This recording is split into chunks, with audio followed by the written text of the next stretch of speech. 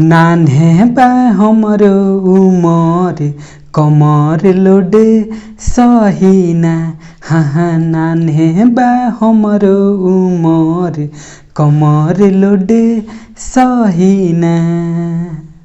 Hello नमस्कार दोस्तों, एक बार फिर से आपका स्वागत है हमारे चैनल पर।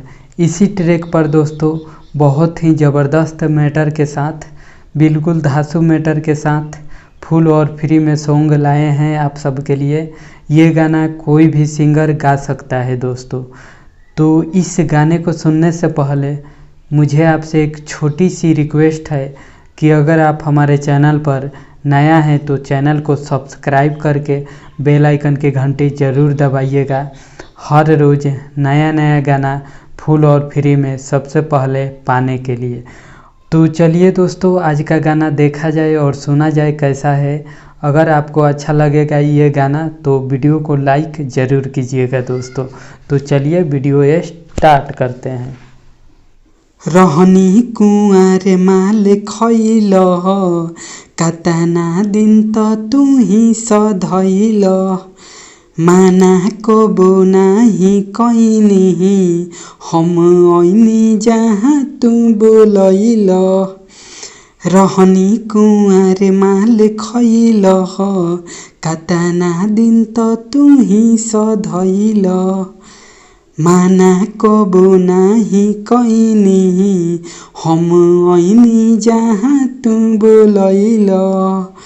मिली नहीं छूट चाहे जैब हमसे रूठ, पहले खानी आजादी रही न। होता वे हमरो बियाह यार अब लही न। हाँ होता वे हमरो बियाह यार अब लही न। कल कवनो तू जुगाड़ आसे रखी हो ना हमारे। जहिया रहनी तहिया रहनी अब नइखे हम तहारे।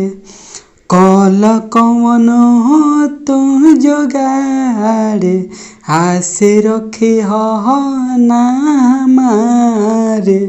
जहिया रहनी तहिया रहनी अब नइखे हम तहारे। फोन करब तो होई सही न। होता वे हमरो बियाह यार अब लही न। हाँ होता वे हमरो बियाह यार अब लही न।